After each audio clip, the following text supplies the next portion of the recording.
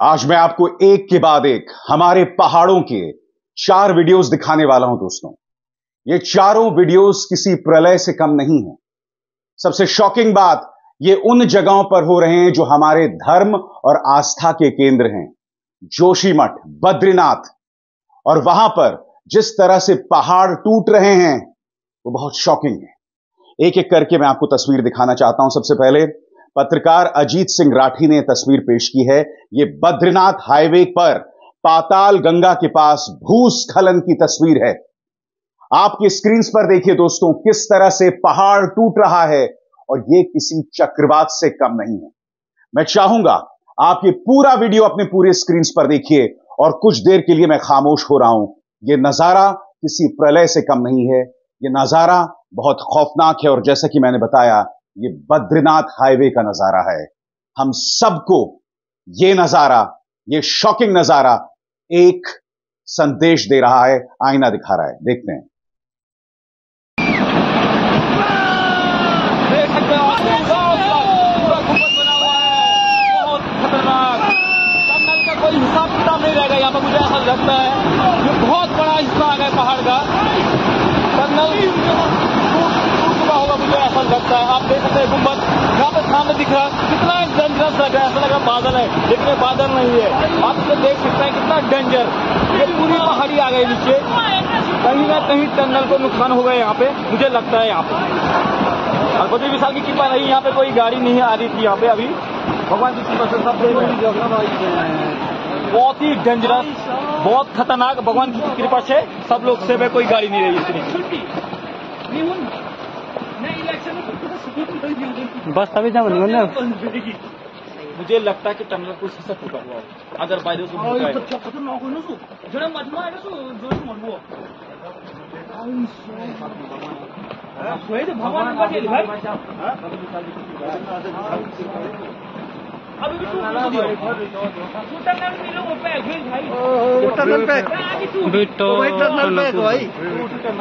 भी गए। टनल तो टूट गए।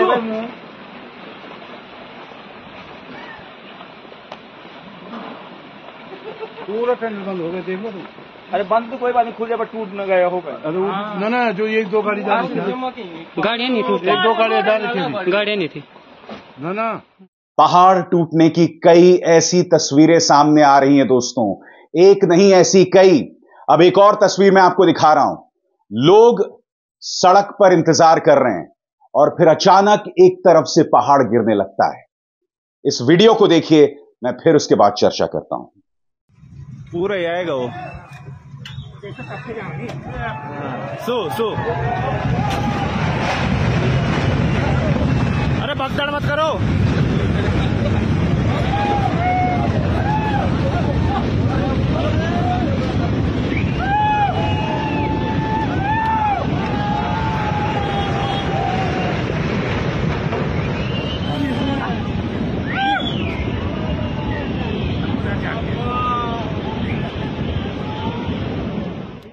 कितना खौफनाक नजारा। और आपने एक चीज पर गौर किया होगा, एक इंसान वहां खड़ा था, उसने किसी तरह से अपनी जान बचाई। मैं नहीं जानता हूं कि इस पहाड़ के टूटने से किसी को नुकसान हुआ, किसी की जान गई, मैं नहीं कह सकता दोस्तों, मगर ये जो तस्वीरें आ रही हैं वो बहुत शॉकिंग हैं।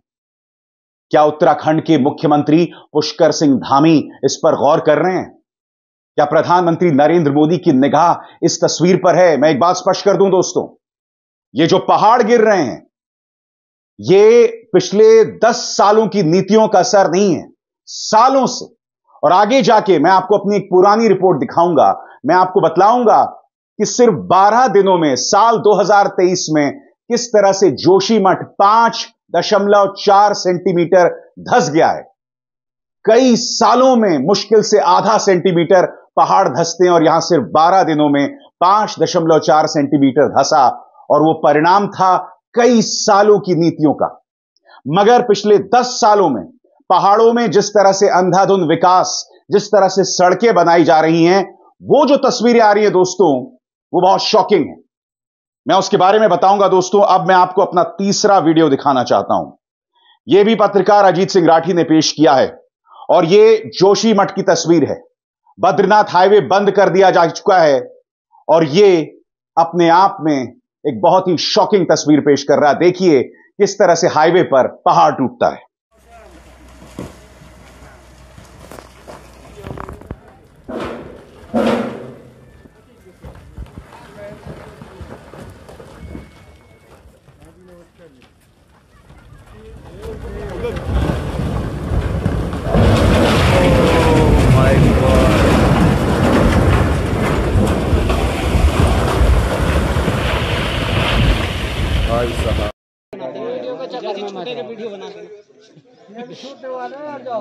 वीडियो के चक्कर में भी बहुत आदमी जा रहे हैं। रेड आई हुई है अभी, पता नहीं किसी चीज का और भी दे सकते हैं। पटेल साहब को फोन कर दो, कर दिया वीडियो तक भेज दो। वो बड़ा वाला मशीन भेजते बद्रीनाथ जोशीमठ हमारे आस्था का केंद्र और हम सब इन धार्मिक केंद्रों पर इन्हीं सड़कों से होकर गुजरते हैं और एक के बाद एक पिछले 2-3 सालों में यह चेतावनी मिल रही है। कहीं पर जमीन धंस रही है नाटकीय अंदाज में, कहीं पर पहाड़ टूट रहे हैं और अब एक और नजारा, यह भी बहुत खौफनाक नजारा है दोस्तों, बद्रीनाथ नेशनल हाईवे का जोशीमठ के ठीक पास। देखिए उत्तराखंड के पहाड़ किस तरह से टूट रहे हैं। ये लोग कैसे पत्थर गिरते हैं अपने आप। ये देखिए, ये देखिए, ये देखिए।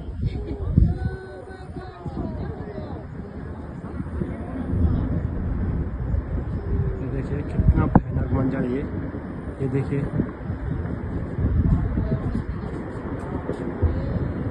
कितना भयानक मंजर लाइव हुआ है ये देखिए।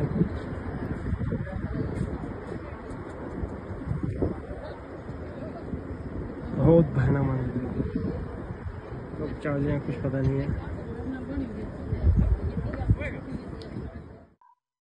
आज मैं आपसे सवाल पूछना चाहता हूं दोस्तों, क्या इसको लेकर जवाबदेही तय की जाएगी? क्योंकि धर्म के नाम पर तो बहुत राजनीति होती है ना, धार्मिक स्थलों के नाम पर, मंदिरों के नाम पर, मगर ये वो तमाम रास्ते हैं जिनसे होकर हम उन मंदिरों तक पहुंचते हैं। क्या आपने और हमने कभी ये सवाल पूछा है कि ये जो नजारा हम एक के बाद एक देख रहे हैं, मैंने आपको 4 वीडियोस दिखाए हैं दोस्तों, इसको लेकर जवाबदेही किसकी है? इसको लेकर क्या कोई मंत्रणा हो रही है? पिछले 7-8 सालों में मैं देख रहा हूं दोस्तों, कई जगहों पर सरकारें कई ऐसी योजनाओं को अंजाम दे रही हैं जिसको लेकर पर्यावरणविद सवाल नहीं कर रहे हैं। मैं आपको एक छोटी सी मिसाल देता हूं। आप में से कई लोग देहरादून गए होंगे।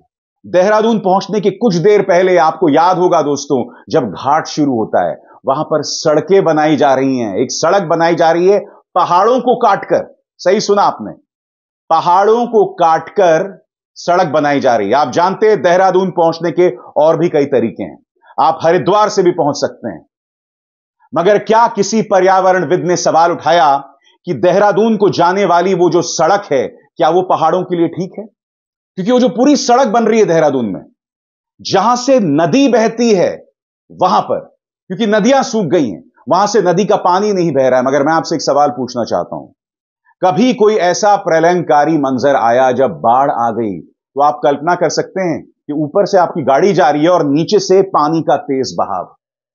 जिन लोगों ने उस सड़क को अंजाम दिया है, क्या उन्होंने इस बात को लेकर कोई प्लानिंग की है?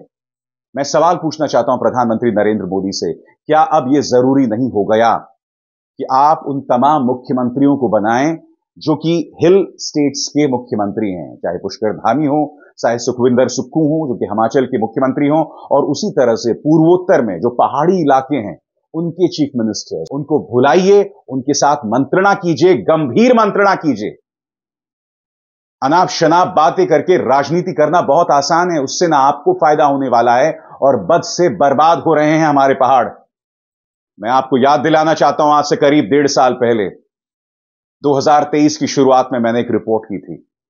मैं उस रिपोर्ट का आपको 9 मिनट का अंश बता रहा हूं। सिर्फ 12 दिनों में बद्रीनाथ की जो जमीन थी, पहाड़ 5.4 सेंटीमीटर धंस गए। 5.4 सेंटीमीटर कोई बहुत बड़ा आंकड़ा नहीं लगता है दोस्तों, मगर हजारों साल में मुश्किल से आधा सेंटीमीटर पहाड़ धंसते हैं। यहां सिर्फ 12 दिन में 5.4 सेंटीमीटर धंस गए। सरकारों ने उसके बारे में क्या किया? क्या आप कुछ सुनते हैं? सरकारों को जवाबदेह बनाने के लिए वहां की जनता क्या कर रही है बताइए।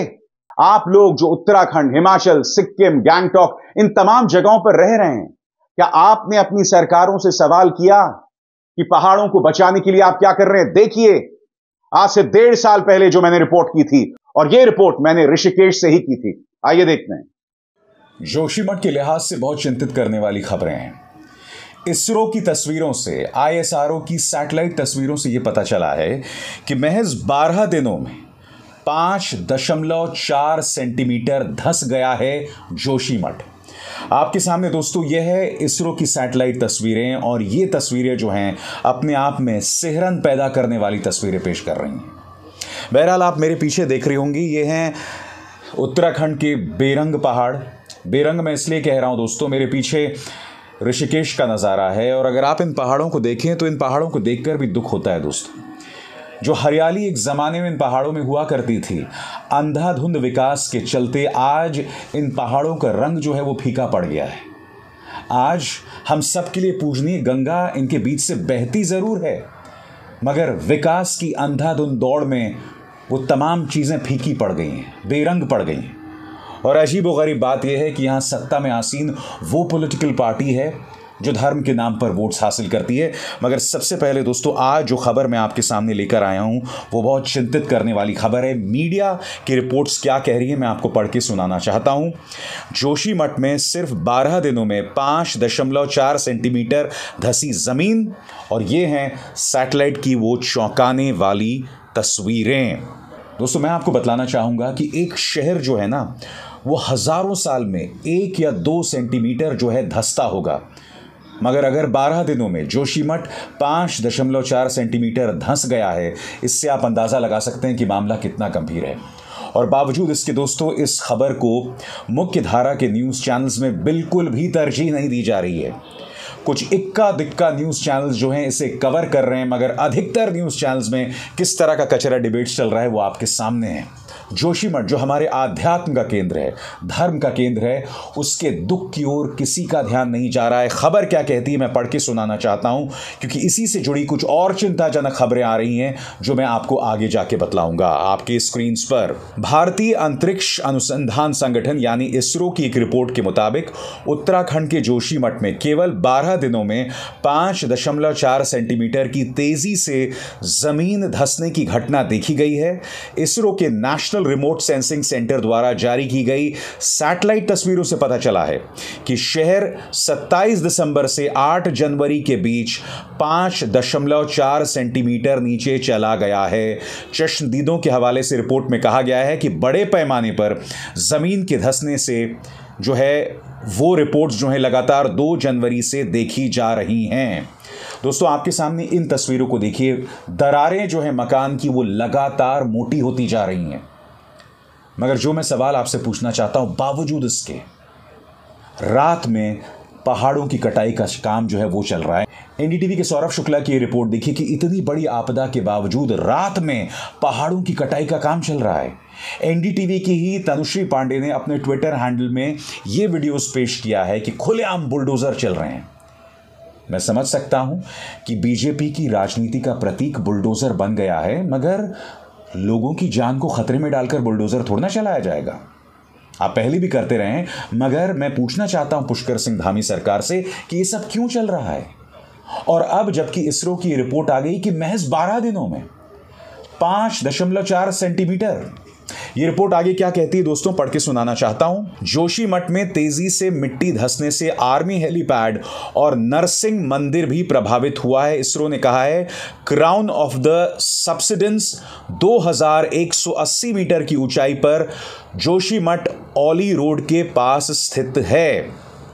अब मैं आपको बतलाना चाहता हूं ये जो धंसने की खबर आ रही है वो कितनी खतरनाक है, क्योंकि पहले 7 महीने में 9 सेंटीमीटर धंसी थी जमीन, मगर अब 12 दिनों में 5.4 सेंटीमीटर जमीन धंस गई है। रिपोर्ट क्या कहती है आपके स्क्रीन पर? अंतरिक्ष एजेंसी ISRO ने यह भी पाया कि अप्रैल से नवंबर 2022 के बीच धंसने की दर बहुत कम थी। इस दौरान जोशीमठ 9 सेंटीमीटर धंसा था। रिपोर्ट में कहा गया है कि अप्रैल और नवंबर 2022 के बीच 7 महीने की अवधि में जोशीमठ के भीतर 9 सेंटीमीटर तक की धीमी धंसान दर्ज की गई है। और ये तमाम जो तस्वीरें हैं दोस्तों, वो कार्टोसैट 2S सैटेलाइट के जरिए ली गई हैं। सबसे चिंताजनक बात यह दोस्तों कि हजारों और लाखों लोगों की जो आस्था का केंद्र है नरसिंहपुर मंदिर, वो भी धंस रहा है। होटल्स धंस रहे हैं, होटल्स तोड़े जा रहे हैं, करोड़ों का नुकसान लोगों को हो रहा है और उन्हें महज मुआवजे के तौर पर 5,000 रुपए का चेक थमाया जा रहा है। उसकी चर्चा बाद में, मगर सबसे पहले मैं आपको नरसिंहपुर मंदिर को लेकर जो हकीकत है वो बतलाना चाहूंगा। रिपोर्ट क्या कहती है आपके स्क्रीन पर? अंतरिक्ष अनुसंधान संस्थान की इस रिपोर्ट ने जोशीमठ को लेकर सरकार, प्रशासन और स्थानीय लोगों की चिंता बढ़ा दी है। कल ही प्रदेश के मुख्यमंत्री पुष्कर सिंह धामी ने कहा था कि जोशीमठ को हर हाल में बचाया जाएगा। उन्होंने प्रभावित इलाकों का दौरा किया और नरसिंहपुर मंदिर में पूजा अर्चना की तथा भगवान से जोशीमठ की सलामती के लिए प्रार्थना की। अब इसरो की रिपोर्ट के मुताबिक इसी नरसिंहपुर मंदिर में भी खतरा मंडरा रहा है। और ये खतरा कैसे मंडरा रहा है दोस्तों, आपको एक एक शब्द पर गौर करना पड़ेगा। जो मैं आपके सामने तमाम जो रिपोर्ट्स आ रही हैं उसका निचोड़ पेश कर रहा हूं आपके स्क्रीन पर। कार्टोसैट 2S सैटेलाइट से ली गई तस्वीरों में सेना के हेलीपैड और नरसिंहपुर मंदिर समेत पूरे शहर को संवेदनशील क्षेत्र के रूप में चिन्हित किया गया है। इसरो की प्रारंभिक रिपोर्ट के आधार पर उत्तराखंड सरकार खतरे वाले इलाके में रेस्क्यू ऑपरेशन चला रही है और इन इलाके के लोगों को प्राथमिकता के आधार पर सुरक्षित स्थानों पर ले जाया जा रहा है। रिपोर्ट के मुताबिक अप्रैल से नवंबर 2022 के बीच यहां जमीन का धंसाव काफी धीमा था और कुछ देर पहले मैंने आपको बताया कि उस वक्त जमीन का जो धंसाव था ना दोस्तों, वो सिर्फ 9 सेंटीमीटर था करीब 7 से 8 महीने में, और अब 12 दिनों में 5.4 सेंटीमीटर का धंसाव हम लगातार देख रहे हैं। यह आंकड़ा सिहरन पैदा करने वाला है। एक तरफ यह आंकड़ा और यह हकीकत, और दूसरी तरफ लोगों का दर्द। लोगों की करोड़ों की संपत्ति है, लाखों की संपत्ति है, मगर जो उन्हें मुआवजा मिल रहा है वो बहुत कम। मैं समझ सकता हूं दोस्तों, किसी एक सरकार पर इसका दोष नहीं मढ़ा जा सकता, क्योंकि चेतावनियां 1930 से दी जा रही हैं। ये ना भूलें 1976 में मनमोहन मिश्र की रिपोर्ट आई थी और उस MC मिश्रा समिति की रिपोर्ट में भी जोशीमठ के अंदर जो अंधाधुंध कटाई चल रही थी, विकास चल रहा था, उस पर भी चेतावनी दी गई। उसके बाद 1980 में यहां पावर संयंत्र बना, 2006 में NTPC का पावर संयंत्र बना, और तब से जमीन को लगातार यातना दी जा रही थी, पहाड़ों को लगातार यातना दी जा रही थी, पहाड़ों की लगातार कटाई की जा रही थी। दैनिक भास्कर की इस रिपोर्ट ने लोगों के दर्द को सही तरीके से पेश किया है, जो मैं आपको पेश करना चाहूंगा दोस्तों।